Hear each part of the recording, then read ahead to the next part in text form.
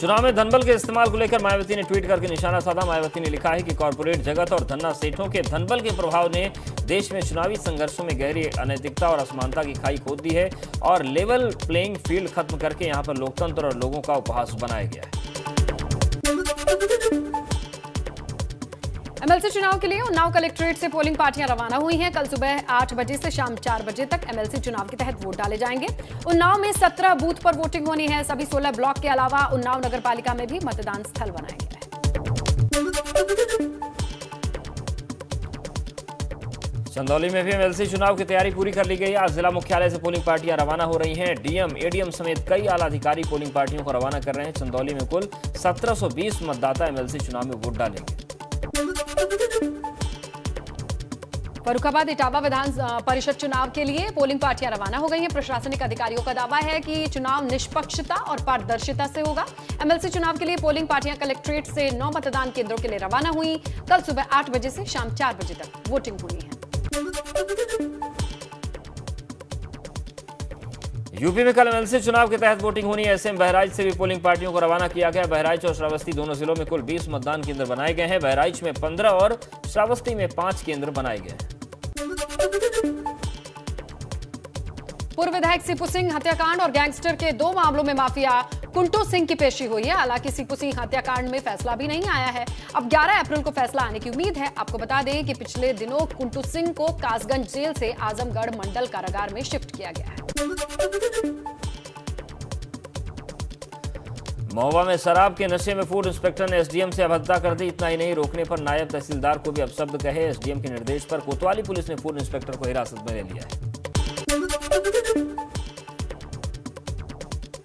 आजमगढ़ में पुलिस और बदमाश के बीच मुठभेड़ हो गई, जिसके बाद पुलिस ने 25,000 रुपए के इनामी बदमाश को गिरफ्तार कर लिया।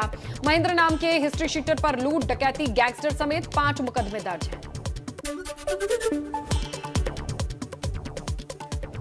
मैनपुरी में पुलिस ने 25,000 रुपए की इनामी बदमाश को गिरफ्तार किया। बताया जा रहा है कि बदमाश पेट्रोल पंप पर लूट को अंजाम देने जा रहे थे और इसी दौरान स्वाट टीम से बदमाशों की मुठभेड़ हो गई।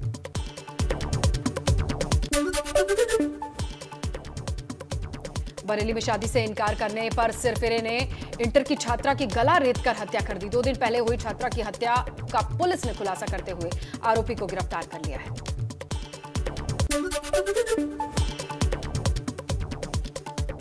हरदोई में खेत पर काम कर रहे 2 किसानों को शराब के नाम पर जहरीला पदार्थ पिला दिया गया, जिसके बाद दोनों किसानों की मौत हो गई। मामला बघौली थाना क्षेत्र के जरीरा गांव का है।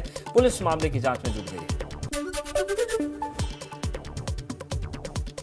अमरोहा में मासूम को सगे चाचा और चाची ने मौत के घाट उतार दिया। घटना गजरौला थाना इलाके की है।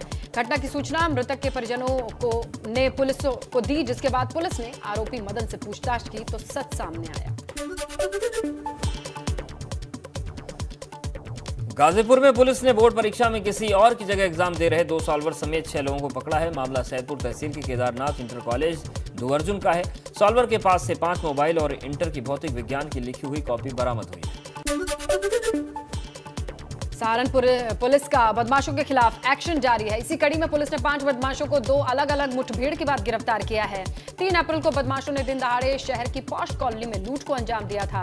हालांकि मुठभेड़ में सदर बाजार थाने के इंस्पेक्टर हरिंद्र और एसओजी हेड कांस्टेबल अमरदीप घायल हुए हैं।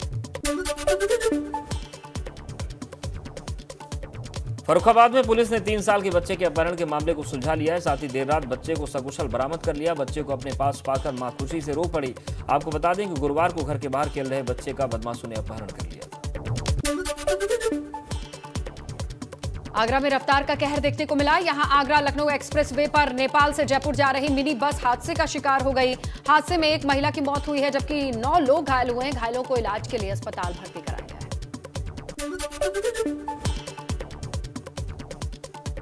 कानपुर के यरमापुर एसएफ फैक्ट्री के पास सड़क हादसा हुआ। एक जीप अनियंत्रित होकर पलट गई, जिसमें 9 लोग सवार थे। हादसे में एक महिला और ड्राइवर समेत 2 लोगों की मौत हो गई, जबकि कुछ घायलों को अस्पताल में भर्ती कराया गया है।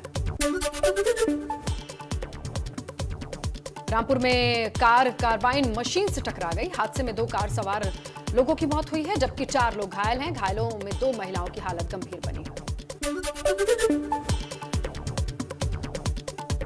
वाराणसी के रोहनिया थाना क्षेत्र में ओवरब्रिज पर हादसा हो गया। एक बाइक अज्ञात वाहन की चपेट में आ गई। हादसे में एक महिला समेत 2 लोगों की जान चली गई। घटना थाना मिर्जा मुराद इलाके की है।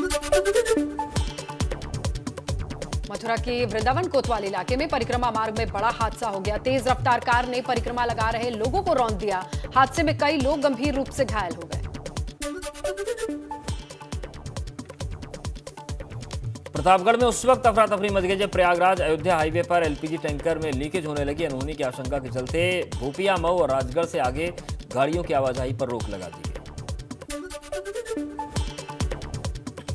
कानपुर में बैंक के लॉकर से गहने गायब होने का एक और मामला सामने आया। Bank of India Phoolbagh branch के लॉकर से लाखों के गहने गायब हो गए।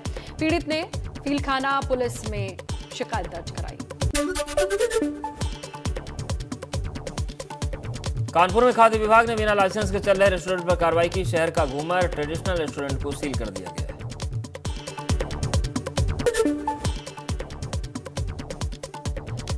गाजियाबाद के राजनगर एक्सटेंशन में महिलाओं ने किया विरोध प्रदर्शन। सोसाइटी के सामने डंपिंग ग्राउंड बनाने का किया विरोध। महिलाओं ने बताया दिन में कूड़ा डालना बंद हुआ, लेकिन रात में चुपचाप कूड़ा डालकर चली जाती है नगर निगम की गाड़ियां।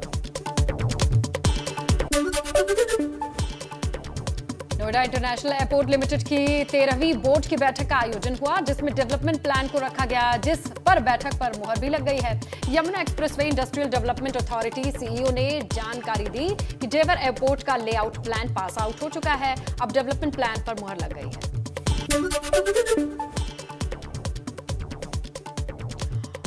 पाकिस्तान में इमरान खान सरकार को बड़ा झटका लगा है। 4 दिन तक चली सुनवाई के बाद सुप्रीम कोर्ट ने कहा कि अविश्वास प्रस्ताव खारिज करना, नेशनल असेंबली भंग करना, दोनों काम गैर कानूनी थे। प्रधानमंत्री इमरान खान को यह अधिकार नहीं है कि वो राष्ट्रपति से संसद भंग करने को कह दें। अब 9 अप्रैल को संसद सत्र बुलाया जाएगा। अविश्वास प्रस्ताव पर वोटिंग होगी।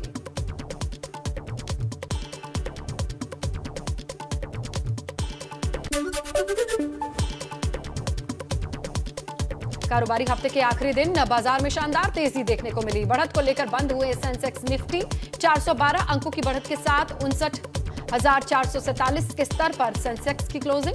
144 पॉइंट्स की उछाल के साथ 17,784 के लेवल पर निफ्टी की क्लोजिंग।